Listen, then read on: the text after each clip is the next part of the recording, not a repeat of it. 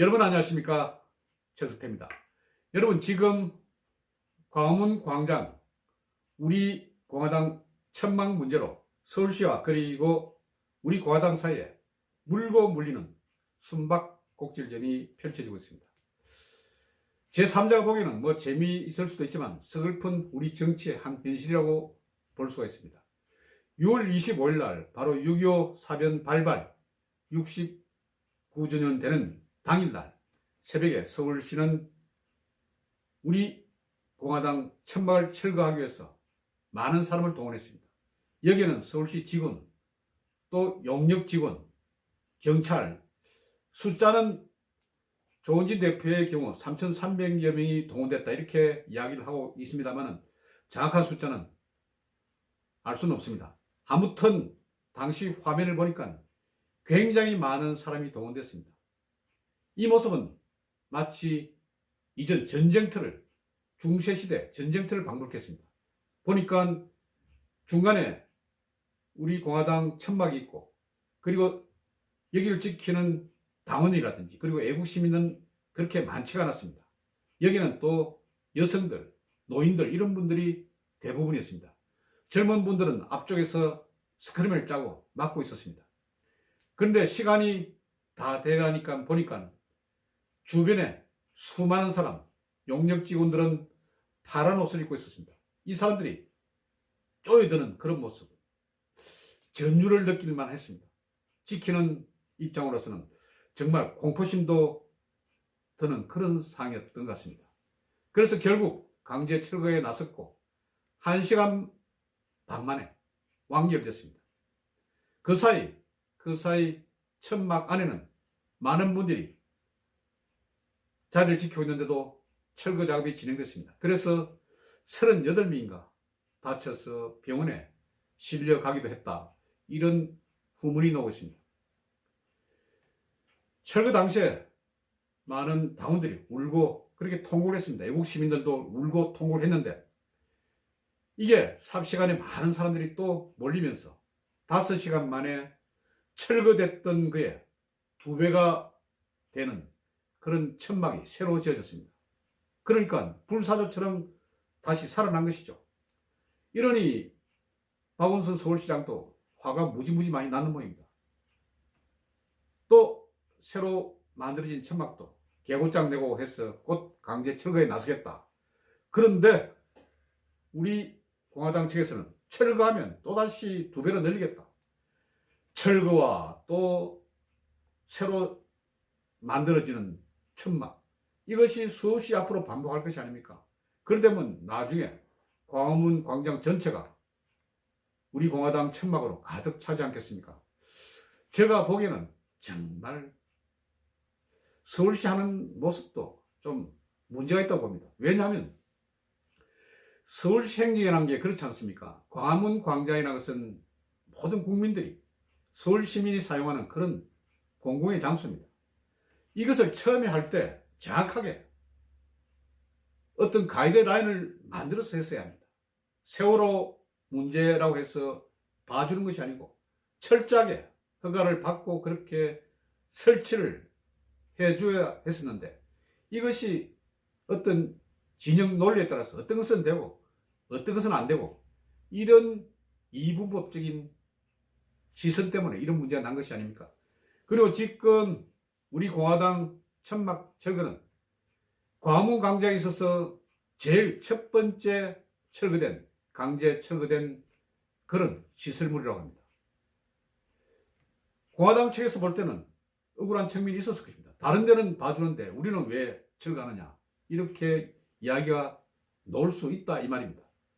그리고 이 사안과 관련해서 서울시 측에서는 일단 손해배상 청구 소송을 낸다고 합니다.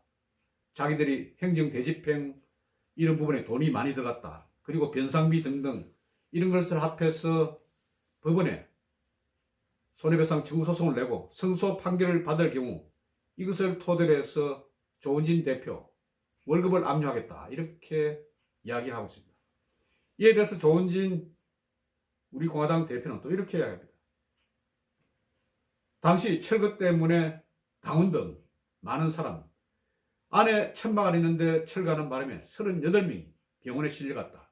이런 치료비 등등 이런 것을 청구한다. 그래서 이 문제 불법 행위에 대해서 검찰에 고발하겠다. 그리고 병원비 등등은 박원순 서울시장의 월급을 감료하겠다. 이렇게 서로서로 맞받아치고 있는 것입니다. 정말 장군하면 멍군 이런 상황이 되고 있습니다.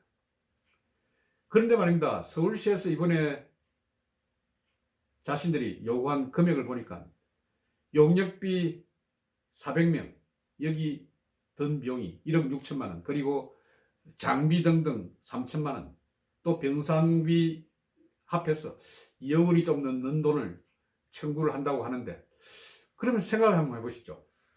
용역 400명에 1억 6천만 원이 들어간다. 이게 중앙일보에 난 그런 기사입니다. 그러면 한 사람당 40만 원 아닙니까? 400명에 40만 원 해야 1억 6천만 원이 되는데, 그러면 1시간 반만 강제 철거가 끝나지 않았습니까? 1시간 반 작업에 두당 40만 원. 이게 무슨 뭐 황제 용역입니까? 우리나라 지금 임금 단가가 좀 높아졌다고 하더라도 하루 일당 뭐 10만 원에서 조금 더 넘는 그런 상황이라고 생각하는데 1시간 반 일하고 40만 원을 준다, 한 사람한테. 이것은 어떤 용역인지 잘 모르겠습니다. 어디에 용역을 맺겠는지, 어떻게 계약을 체결했는지는 모르겠습니다만 1시간 반 일하고 한 사람당 40만 원을 준다. 이게 그렇다면 이것도 일종의 세금이 들어가는 그런 문제 아닙니까? 그래서 과도하게 용역비를 잡은 것이 아닌가. 한번 박원순 서울시장이 이 부분에서 한번 확인을 한번 해보십시오.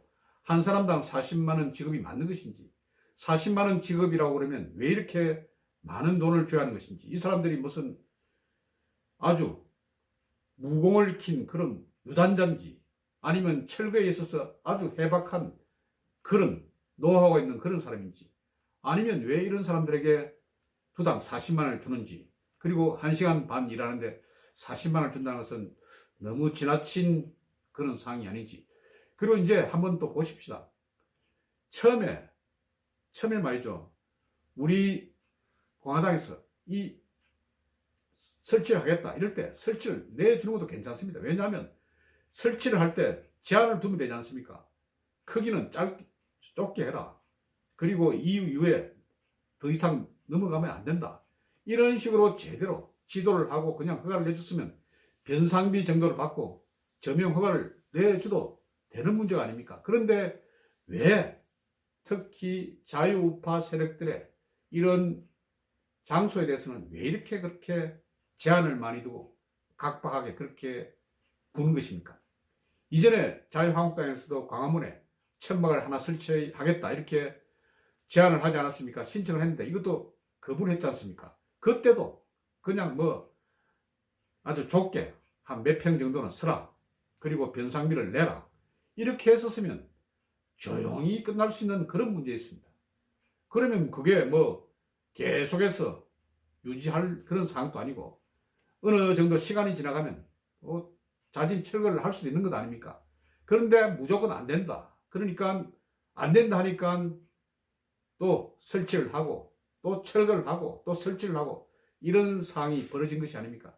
그래서 박원순 서울시장의 어떤 행정적인 그런 스킬이 좀 떨어진 것이 아닌가 이런 생각도 듭니다.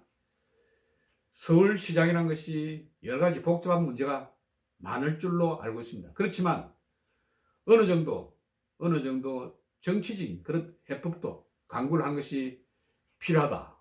너무 부딪히고 지금 서로 싸우고 무릎 꿇고 숨바꼭질하고 때리 부수고 또 설치하고 이런 모습을 보는 우리 국민들의 마음도 그렇게 편치가 않다 이런 말입니다.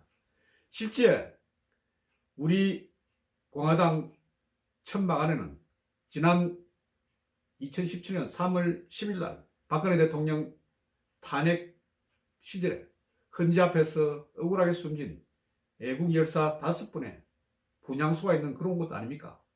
그 부분에 있어서 서울시도 책임이 있는 것이 아닙니까?